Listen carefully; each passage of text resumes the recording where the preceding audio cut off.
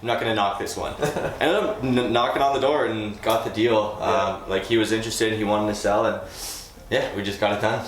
Bring all the details. If you have a deal and you go to a meetup, have the details ready. Man, it's so sketchy. Sometimes I'll walk through properties and the basement windows are boarded up, or not boarded up, but barred up. Yeah. And I'm like, oh my god. Yeah. Whoever stays down there. That's a horror movie waiting to happen, right? So for the first couple, maybe that's fine, but not even couple, man. I would say just do it once. Just do it once and like really get in there, get your hands dirty and like learn it. Yeah. It's like you see mechanics driving shitty cars. That would be like engineers and buildings that are falling over. Right? Not in this wheelhouse. That's how much it came up. Oh my god. Yeah. What is up, YouTube? Matt McKeever here, and in today's video we're going to dive deep into a wholesale deal that I recently sold. So in fact, not just the wholesale deal, we're also going to look at it from the investor's perspective. So in today's video, Mike Nowicki from my team, one of the full-time wholesalers that works with me, catches up with James, who bought a recent wholesale deal off of Mike, and really just explains, the numbers behind this deal, why it makes sense to work with a wholesaler, and really what his plans and exit strategies are for this property. What's really unique is, at first, this was kind of a hard property for us to sell. I don't know why. I mean, any duplex under $220,000 here in London that can meet or exceed the 1% rule sounds like a no-brainer to me, but I think you'll kind of learn in this video a little bit how oftentimes what reality is and what the market's perception of reality is can be very different. Thankfully, James could kind of see through the general assumptions the general market was making about the deal and really see the opportunity with this diamond in the rough. So we're going to dive deep into the numbers on this project, as well as give you guys a tour of the property so you can get a feel of what sort of wholesale deals we're actually selling here in London, Ontario in 2020. I know you guys are going to love this video. Let's dive into it. Hey guys, it's Mike Nowicki here with James Fernandez. I'm one of the wholesalers on Matt McKeever's team. That's why we're on this channel, because recently James had got one of these houses off me that I wholesaled to him. So we're just doing there's some renovations going on here today, so you're gonna hear some banging in the background, whatever. But we're gonna go through the numbers and how this deal worked out. After that, we're gonna give you a quick tour. Yeah, so just a little bit about the deal. I had met Mike a little while ago at one of the events at the mansion, and after that, we became friends pretty quick. We found that we really liked working together, and this is the deal that he found just by door knocking, I think, right, Mike? Yeah, I was door knocking for this deal, and I actually wasn't going to turn the corner. It was like 7:30 p.m. I was like, it's getting dark, I've had a long day, I'm not going to knock this one. Ended up knocking on the door and got the deal. Like he was interested, he wanted to sell, and yeah, we just got it done. Yeah, and honestly, I wasn't really interested even in the deal when I first saw it, because I didn't know enough. And one of my buddies, sent to a real estate investor, told me to look at the deal again, and we were just at that real estate meetup at Tiger Jacks. Yeah, oh yeah. And Mike had his laptop out, and I'm like, Mike, I need to see this deal like for real. Yeah, bring all the details. If you have a deal and you go to a meetup, have the details ready. Yeah, you had it really well prepared. You had all the pictures, everything. Yeah, so. Yeah, we sort of thanks Mark for setting that up for us. Yeah, it worked out really well.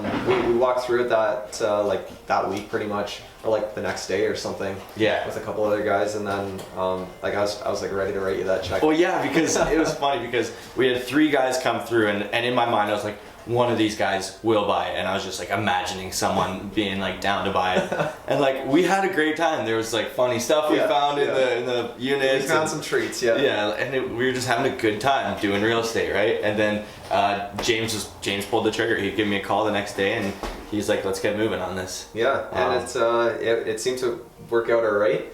My reno budget since I first planned this has increased a little bit by about 10% or so, which is, I think, pretty standard. Yeah, I guess I undershot the reno budget at the beginning. After talking to James, and likewise, we'll go through some of the stuff there, but so far so good. And these are some of the numbers here. So so how much did you buy it for? Yeah, got it for $200 off you with a $15,000 assignment. I try to wiggle with you on that a little bit. You're pretty tough there, so. That's all right. I've budgeted about $75,000 now or so for the total reno, and that includes pretty much everything. So we'll go through that in a sec. So I closed on this February 18th, and today's what, March 6th, 7th? Yeah, March 6th, I believe. Yeah. So yeah, 3 to 7 weeks timeline upstairs is coming up tight. Yeah. But I think we'll. What do we have? A week left for that 3-week timeline. A week left for the 3-week timeline, and You might, and week and a half-ish kind of thing. we'll see. I've been away for work a lot too, but yeah. I'm hoping that I will, now that I'm back in town, I'll be able to help push this a little further. So you said something good there. Like you've been away for work out of the city. Yeah. And you have renovations going on in a different city. Yeah. So you have a full-time job, and you have rentals, and you have renovations going on. How do you do that? Yeah, it's a little bit tough, and actually it's kind of good that work has been pushing me out of town, because it's forced me to really learn how to offset my time with other people's time, and hire that out and find quality people to work with. And I really just had to reach out to the network and say, like, who knows someone that can do this well? I want reliable people. I'll pay for quality work. That's okay, but I just need trustworthy people that do quality work. So reaching out to the network has been really great. Of course, I feel like every investor needs to go through that transition at some point, or their business just won't grow, right? And it looks like you're kind of getting into those beginning stages. That's exciting, man. So like the last time we were talking, I was at work. It had just snowed. All of my properties needed a snow clean, and before I would have just gone and snow clean. But yeah, I went through Kijiji. I found a couple people. I messaged them all. It's like, how much per property, 2-car wide driveway type of thing. They're like, $40. That's like, amazing. If I give you 3, will you do all 3 for 100? And they're like, yep. Yeah. And then they just did it, sent me the pictures, I e-transferred them, it's done. That's fantastic. And it was just like, so $100, and that probably saved you a few hours, right? It saved me probably 2-3 hours, because I unreal. don't have a plow. They just went in and plowed it, and it was done. And one of the guys salted everything too. So it's fantastic. Good work, man. So just learning to offset my time with others, and sort of leverage to make sure that I'm still performing. And I feel like at that point, because when you do some estimations for time, now you can be asking your contractors and stuff like that. Yeah, and like on my first project ever, which was secondary dwelling conversion, I did all the work myself pretty much, with the help of a friend who's really good at rentals as well. Yeah. And but like not hiring out the labor is what I mean, and it was really critical, I think, to my personal growth. Yeah. Because now I can see how things should be done and maybe how they shouldn't. Right. And even for meeting contractors and quoting, this is a critical skill to have. Because if you get a contractor in, for example, for drywall, and you say, I need 5/8 inch thick drywall for fire separation, and they don't bump up their quote, it's a red flag, because 5/8 drywall is much harder to work with than 1/2 inch lightweight stuff. So it's just some stuff that you'll learn just by actually doing the work yourself. For sure. Obviously not everyone can do, but I would strongly recommend, because that's what really helped me. So do you think the amount of money you saved by doing your own work, did that make the project longer, or? 100%. So for the first couple, maybe that's fine, but not even couple, man. I would say just do it once. Just do it once and really get in there, get your hands dirty and learn it. Yeah. Just thoroughly get in there and learn the details. Like as an example, in a shower surround, you want to put backing behind where the shower rod's going to go. You bet, yeah. And if you see a contractor not doing that, maybe they haven't really done a shower surround before. Just as an example for... Yeah, because you see, I used to do renovations, and the shower rods are always just so easy to pull out, and that curtain moving all the time, you're gonna get holes in your wall. Absolutely. So just having someone that can see that vision from start to end. Yeah. And maybe you're that person, or maybe you're working with someone that is able to do that for you. Right on. So what else do you have on here? Yeah, so we talked through a little bit of this. It looks like I'm going to be in the deal for $290,000, maybe $300,000, whatever. It doesn't even matter really. I'm looking at an ARV somewhere between $360,000 and $390,000. So one of our guys in the network, Alex, he sold his place literally 700 meters away, $390,000 cash offer, like a couple weeks ago. So that's amazing. That's a direct comp to this. That's a duplex, same everything. So see how James is just being safe? He has a $30,000 difference. James really likes to play it safe and conservative with his numbers. I don't see on here kind of like what you would predict the income for this duplex to be. Right. So I'm going to be running this place as an Airbnb, and maybe I should have wrote that on here. I'm building this entire, both units, it's a duplex, building everything as if Airbnb does not exist. Okay. So everything's going to be to code. Everything's fire, egress, everything's to code. So if Airbnb dies tomorrow, you can still have all the things done, ready to go, right? Exactly. So actually, when I was running my numbers, I ran this property off of numbers off of October rents, Okay. which I've obviously increased since then. Yeah. But everything worked at October rents, and everything still works at today's market rents, of course. Fantastic. Airbnb income right beside the factory. The factory's like literally 4-minute walk. Yeah, so the factory, you probably heard this on Matt's channel, it's just like a indoor amusement Yeah, park. it's like the biggest one in North America, indoor stuff. So Yeah, like or Canada trampolines, or all that something. I stuff. don't even know. Yeah, trampolines, craft beer, go karting, like That's great. VR. I don't know. It's kind of Yeah, so people actually come to London from out of town just Yeah. to be there, so Airbnb right around there. Perfect. Actually, at a couple And the Western Fairs down the Yeah, road. yeah, Right. not too far. Yeah. Actually, a couple people in another Airbnb of mine were here for like March break. Yeah. They were hitting up the factory in Stork Gardens. And a couple Yeah, of- yeah, so, absolutely, man. Yeah. Yeah, so that's my plan is Airbnb upstairs should bring in about 3, downstairs should bring in about 2. So 5,000 a month gross. Gross, yeah. That's pretty so good, man. Holding of about, I'd say, let's just say $2,000. Right on. That's fantastic. We'll see how it goes. Yeah. But that seems pretty in line with what I'm seeing on my other Airbnb. So for now, James, if people want to get a hold of you, where can they reach you? Yeah, so Instagram's probably the best place. Just shoot me a message. I love talking to people about this stuff. Right on. Yeah, he's a book of knowledge, so hit him up. And I'm Nowicki on Instagram. We look forward to hearing from you as well. I'm a wholesaler in London on Matt McKeever's team. Look out for more deals like this, guys. Cashflow Tribe. Hey YouTube, have you checked out Cashflow Tribe yet? It doesn't matter whether you're an experienced, seasoned investor or brand new to the game. I can probably predict if you're currently not having the level of success you want as a real estate investor, it's due to one thing. That one thing is you're not making enough offers, plain and simple. You need to be making more offers as a real estate investor if you want to hit those big, audacious goals that you're setting for yourself. So here's the deal. Cashflow Tribe, that's the community that myself and Ben were making together. And so Ben's actually so busy trying to provide value to you guys that he had to take off there. But here's the deal. Cashflow Tribe is really a one-of-a-kind community focused on results.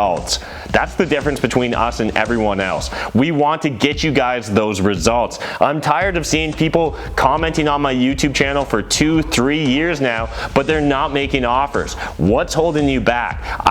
I'm going to guess that it's either a lack of confidence or a lack of competence. And we cover both of those things in Cashflow Tribe. So here's what I'm going to do. I'm going to make you guys a 7-day free trial offer. You can join Cashflow Tribe completely free, get to test it out. If you like it, great, stay and pay. If you don't, well, I hope you at least find one great idea that you can take away and use to start making more offers, gain more deals, and finally start making the money related to real estate investing that's probably why you're watching my YouTube channel. So let's do this, guys. Let's make 2020 your year. Cashflow Tribe. All right, guys, time to check out the inside of the house with James. Are you ready to give us a tour? You bet, yeah. So right before we go in, this is dumpster number 2 already. Nice. So A lot of demo a work. lot of demo work going on. Oh yeah. So there is some renovations going on inside, so don't mind the noise. So welcome to bedroom 1. This bedroom obviously is a pretty decent size. But Yeah, it still I love needs this bedroom. Still needs a bit of work, just Yeah. cleaning up. We're gonna close this stuff up. Obviously, fix all the flooring, fix this window, which is like super beat up. Yeah. Hot lights everywhere. Holy hell. Yeah. Does it even open? You can try it. Oh no, it's No. screwed shut. Yeah, probably for the best. Every time a big car drives by or trucks, Just that thing just shakes. So, yeah, a little bit of floor work to fix. You can actually see in the corner here a lot of cracked stuff. That's actually When because you jacked it up? yeah, the foundation Okay. and everything else had to be. Yeah, tell us a little bit about that process. Yeah, Because so- we had, last time I talked to you, you had a whole different plan, and now it's like a little bit different. Yeah. So why was that decision made? Yeah, so there was a bit of a slope in the floor in the kitchen. We'll look at it in a sec, but it turned out to be structural, and the contractors recommended that we fix that fully. And obviously, yes, I'm not trying to screw around with any of that. So what ended up happening is we had to take out a bit of do some demo downstairs in the basement and jack up the foundation to level everything up here.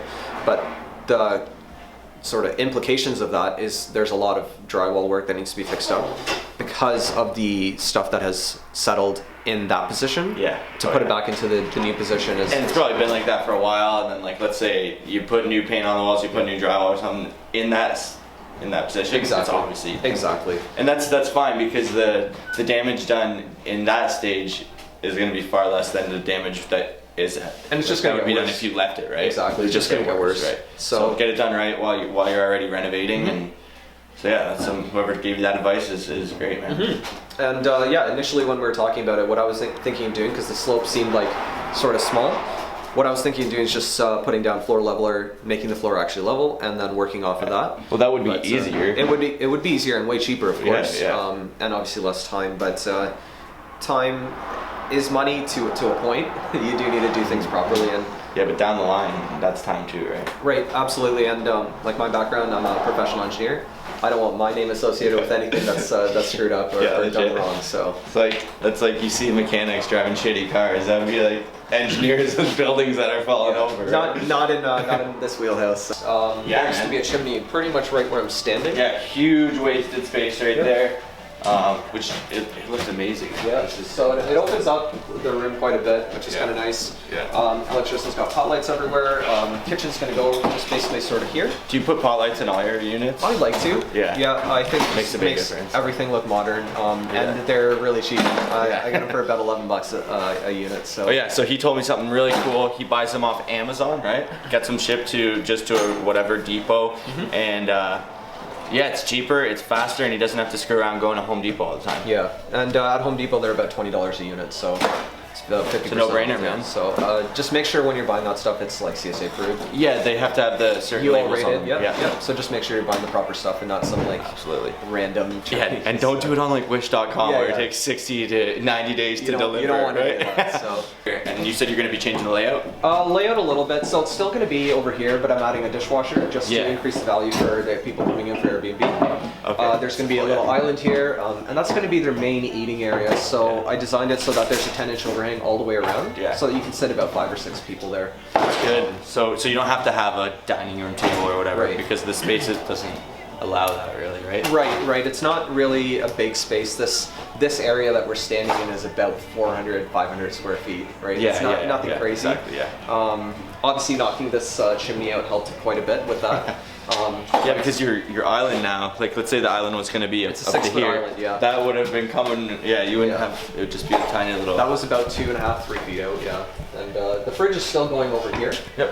With a little island beside it there, and uppers, lowers, and a little island wrap around there. Cool. So Nice. yeah, just adding value whenever we can. So back here it used to be just like a laundry room and storage room. Yeah. With a sliding door, and James has actually put in a wall to make it a second bedroom in this one bedroom unit. So let's go check that out. Yeah. Yeah, this is great, man. This is pretty much how I envisioned it when I saw this house at the first glance. Actually, yeah, Just it makes was on your drawings when you were Yeah. wholesaling me the deal. Actually, just to change this into a bedroom. Yeah, And, so I just wanted to kind of create a picture for Yep. James or whoever was the end buyer to just see that like we can still have our laundry and we can still have another bedroom and it's a good sized bedroom. Yeah, it's still decent. I figure a bed will go here. You can fit in You're right. probably a double or a queen. We have a closet just over here behind us, and setting up pot lights here in the bedroom. pot lights everywhere. Yeah, I just like how that looks. So one thing actually that we're gonna do to save some time, this is a little bit more expensive on the other hand, is just re-drywall this whole thing with a 1/2-inch ultralight. Yeah. Rather than try to scrape it or fix Yeah. it or whatever else. I love that idea. Like it's just screwing around with the popcorn that's been painted over. It's no fun. Just get the drywall up and get it done. Yeah. That's awesome. There actually used to be a giant chimney going through the closet over here. That chimney was from the water heater and the furnace that were super old and needed that kind of venting. So all the HVAC's been redone. New water heater. Man, you guys are moving fast. I was here a couple weeks ago and like I think the Nothing demo was was actually, just getting done. yeah. So that's really great. it's been good. Yeah. So we added AC because for Airbnb for sure you need AC. Oh yeah. New furnace, and that was all those expenses actually were part of what increased this reno budget a little bit. But again, it'll be fine. Like Right on. I'm really not worried about the cash flow on this property, regardless of the strategy. So Awesome, man. I love that. We're not going to go into the bathroom. It's pretty simple. There's no toilet. There's no sink. It's all torn apart. There's no tub. Yeah. The layout's going to be your just standard 3-piece bath or 4-piece bathroom. Yeah. But we have a construction worker in there. We don't want to bother him. Yeah. Let's go. Yeah. Your washer dryer being added. True. Right Yeah. here, with a little bit of an ironing area, like just so that they can do some work over here as well. So. Right on. And so what's this note? Yeah. What's all that? So in every sort of, I try to subdivide the job into smaller jobs and then have just like a quick cheat sheet. Yeah, So that's really that smart. makes everyone sort of on the same page. And if I've done something stupid, then the team knows. Yeah. Yeah. We can't do this. Tell me, so then I can plan ahead for it. So. Yeah, like I wish I had done this on the flip that I did back in 2019, because oftentimes like there was just little things that if I had this page, it would have just been on paper and it would have been there, right? Yeah. All right, that unit was a little bit loud, but it was looking great so far. I think you're around the same stage as downstairs, or is it a bit messier? You'll see. Yeah, you'll Okay, see. let's go check it out. Yep. He put a little heart around it too, just for me. So. That's so cute. So yeah, lots of Contractor love. I love it. lots of brush to be cleared up, but this is all going to be gone by the end of today. So. Oh, how are they getting rid of it? Chipping it Yeah, away? shipper. It's about $200 an hour roughly, Oh, that's not but it'll take an hour to chip all this stuff. So. You bet. Those things are unreal. So you said there's some exterior work that needs to be done, like cleaning up the backyard. The roof you're gonna get changed? Just actually, I'm gonna fix up just the back here. Okay, the addition part. Just the addition part, because the front of the roof is actually not bad. Yeah. It's fine for now, and Yeah. when I get this place cash flowing, I'll just defer that For sure. and get the whole thing done again at some point. But it's about $800 fix at the back here. At the back, that's nothing, and then the front, you're gonna worry about. I'll a just different wait time. later. Yeah. Amazing. But yeah, lots of cleanup around here. Put the new AC in, the new water heater, and Oh yeah, furnace. there is a new AC. That's Yeah. fantastic. Yeah. Obviously some fence work that needs to be done, but again, You have like 5 different fences back I there. don't need to worry about any of that right away. Because the main thing that the people are going to see when they walk in is that awesome kitchen, the great hot lights, that type of stuff that Yep. they're going to touch. So And I think with Airbnb, in my experience as a guest. guest, I'm mostly there just for the few hours before bed and when I wake up Yep. and have breakfast. I'm not there to enjoy like a resort experience. Yep. So the landscaping in the backyard isn't as important to me It'll- as the inside of the house. I've never ever had a review saying the kitchen was amazing, but the flowers out back were kind of shitty. So I know. 3 stars or 1 star or whatever Yeah. else. But there is going to be a little patio built out right Good. sort of where Yep. you're standing. Sweet. That's sort of it for out here. Let's see the mess downstairs, man. You can see actually that some of the concrete is pushing in a bit of the foundation over here. So that's going to be a pretty easy fix, I think, as well, just to push this back out with basically a lot of force. Yeah. And then Foundation needs to get attention, right? handrail over here, clean up these stairs. Let's check out this basement unit. I've actually not even seen this because I've been away all week, so it's going to be new for me too. Yeah, this is a lot different than when I remember. There used to be walls here, there used to be a kitchen here, this somehow was a bathroom. Okay, you gotta explain what's going on, man. Yeah. So everything down here is torn out mainly because of the structural work upstairs. Yeah. And while this might seem like a crazy amount of stuff that needed to be done, realistically, it's just drywall and insulation, right, guys? Yep. None of this is really adding too much cost. Your kitchen plans, because the way I see it, there's not really much room out here. I can't envision the perfect kitchen down here. Yeah, so it's actually a little bit tight. Even with all this new space in the bathroom, it's still going to be a little tight. So Okay. how I'm envisioning this is there's going to be a little soap area right here, the sink, dishwasher right here. Yeah. We have to leave that space open because of the sump pump. Yeah. There's actually no sump pump in there right now. The house didn't come with one. We'll put one in. Okay. And then I'm imagining some floating shelves up there, some uppers over here. And actually the kitchen supplier that I'm working with gave me some really great plans and ideas. Initially I was going to put a little island sort of over here with the fridge. They were saying don't do that. No. So what we're planning instead is putting the fridge right here. Okay. And then the island over here, just beside the bedroom entrance. Okay, that's So good. that you have a little bit of a seating area sort of around here. And I know it's sort of hard to see, but the door to the bedroom is going to be over there. But what we were talking about with the floor sinking upstairs is all this stuff right here. So this has been readjusted to make sure that we're actually level. Was it just the support? It wasn't supported properly? It wasn't supported properly. Yeah. Look at this. Yeah. Everything is like, yeah. That's a floating wall. That's how much it came up. Oh my god. Yeah. So that's something to think about, right? So, yeah, let's go into the bathroom over here. Welcome, steps up to the throne. So lower ceiling in the bathroom. I'm still kind of curious as to why this was built this way. Yeah, and honestly, I'm not yet sure if I need to keep this. I'm working with the plumber to figure that out. Is there some kind of scanners they can use to see what's under it? They can scope everything, yeah, and figure that out. So, but the planned layout for this place is going to be a shower in the corner there. Yeah. A vanity right here. Okay. And a stackable washer dryer right here. Yep. With a toilet sort of facing out towards the door that'll open out to the unit. And this was a lot smaller before. Yes. Am I wrong? No, you're 100% correct. Yeah. Basically, they had built out the wall to about here.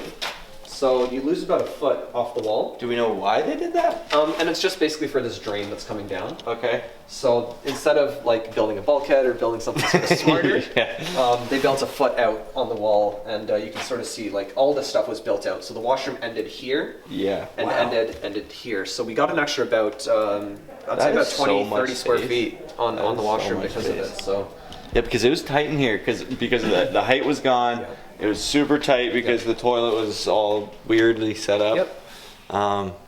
Yeah, like these are already reinforced? Yep. So everything's sort of been cleaned up in the past, but we're obviously making it like up to today's standard. Okay, yeah, because some of them look like they're pretty old. in really rough shape. Yeah, exactly. So That's what you don't know when you buy a renovation or like buy something you're going to renovate. And realistically, yeah, it's a bit scary. It's hard to know, right? But at the same time, like Matt says this all the time, it's a $5,000 problem. Always like, is, yeah. That's like realistically a month's cash flow in this place. Exactly. Or maybe two. Yeah. To get it done forever. So we'll exit the bathroom here if you want to enter the bedroom. Which door do I use? Yeah, whatever you want, Mike. So what are you doing with the windows? Because that's tiny and that's huge. Are you allowed to keep it like that, or what's the plan? So because by OBC, Ontario What's Building OBC? Code, Ontario Building Code? Yeah, you're actually, you don't need an egress window down here technically because the door exits to the outside directly. Okay. So I don't technically need an egress window. So what would another, like, how wouldn't it exit directly? So if it didn't exit directly, you'd have maybe a door that goes to stairs or that connects a different unit. Common rooms. Type of thing. Yeah. You would for sure need two means of egress in that case. Absolutely. But because there's nothing that can really impede the exit here, you don't. But either way, regardless, I do want more light down here. This window's going to be quite a bit bigger. Yeah. So just like a quick note, it is so bright out right now. There's not a cloud in the sky, I don't think. Yeah. And it's super dark down It is here. quite I would dark down absolutely, because if not, your hydro bill is going to be insane because they're always going to have the lights on. Pot lights, but yes. Yeah, true. Yeah, it's just a state of life thing. Like no one wants to live in a dark and dingy basement. Yeah. The pot lights will for sure help. They're all daylight type of lights. Right on. But having a bigger window here, and also that's going to be a full egress window tied down to the weeping tile with well around it. Like it's going to be fully proper. So That's amazing. I really love those big egress windows because not only do they add so much light, but it gives you the peace of mind, man. that's exactly it. There's never a chance that you're going to be trapped down here and like think you're going to die. Man, So it's so sketchy. Sometimes I'll walk through properties and the basement windows are boarded up, or not boarded up, but barred up. Yeah. And I'm like, oh my god. Yeah. Whoever stays down there. that's must a be, horror movie waiting to I happen, know, right? right? So yeah. Final destination. This is the bit of a bedroom. We're actually changing over the panels, so it's going to be 200 amp service. Okay. 2 new panels. That's a decision that I made pretty recently. It wasn't something that I was planning on spending the money on, but I think I'm going to do it just because I can't actually support all the appliances I want to put in off of a 100 amp service. Yeah. And I figure, well, you saw all the demo work. Yeah. While everything's torn apart. Just get it done. Get it done, Yeah. and it's done. And it's not a huge expense, just like it It's could just- be down the line. It's though, just right? unexpensive. We Yeah. talked a little bit about the ballooning renovation costs. Yeah. That's sort of the reason why. And James, like, if you have the Airbnb and then you get a call at whatever time that this appliance didn't work, you have to come fix this, like you're losing time. Yeah. That means you're losing money. You're gonna be doing it, ended up doing it anyways. Yeah. Like just get it done, right? Get I it love done that. and then try to automate it as much as possible. I've been working, I was talking to 72 real estate investor Mark Smith about this, about how to sort of automate my life a little bit. Yeah. For Airbnb, I'm down to about 8 minutes roughly of interaction per guest.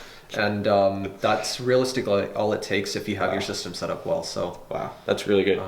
I've been talking to Sam about bringing that a little bit lower, but I'm okay with that. yeah. I do like talking to people, so. Right on. Cool. So that's pretty much it for this video. I had a great time with you, James. A lot of progress so far. My biggest takeaway from this video is that you're a man that takes action when it needs to be done, right? So you saw the opportunity, you took action. You see what needs to be done in this house to get it done properly, you're doing it, right? There's no looking back. It's just moving forward every time. I love that. There's a quote that I really like from Stephen Arnio. It's just respect the grind, right? Like everyone wants a success immediately, and realistically, you just got to grind through it. It's like literally one day at a time, just like one thing at a time. Don't worry about the end goal. One day at a time is Just like, I love that. Keep I going. really love that. Yeah. Cool. So this is the HVAC room. We put in a new furnace. Okay, this old furnace was, man, how big? It's like I actually on my Instagram I have a picture of It's huge, of man. it. It was literally this big by about 3 feet back. It always sounded like a transport truck when it starts. It was insane. You couldn't even be in here when it was on because it was so loud. The blower motor was like the size of my chest. So Yeah. my future plan, I guess, for the space is you can see a lot of wasted space here. This is all sort of under the addition in that second bedroom that we've created upstairs. But this is a future plan. Like, how can I use the space? I don't know yet. If anyone has any ideas, please message me. Well, thanks, guys. That's the end of the video, and we'll catch you on the next one. Thanks again to James and Mike for taking the time to make this video, break down the deal, and just really show us the entire wholesale process from an investor's perspective. If you guys like this video, what I need from you is to smash that like button, hit the subscribe button if you're new to my channel, and let me know in the comment sections, do you want more videos like this where we literally take a deal that we found privately, wholesaled, and then marketed, and then catch up with the investor and see how the deal's working out in real life? If you guys want that, jump in the comment section and give me a little bit of love or support, or at least hashtag wholesale wars. And if you guys haven't seen, we've created an entire video series just focused on the reality behind wholesaling real estate here in Ontario, Canada. Check out that playlist right here. Or if you want just great general Canadian real estate content, check out this playlist down here. And until next time, remember, making money is a team sport. There's more than enough money in this world for us to all make it, but if you're not saving it, I mean, like, what's the point? Thanks, guys.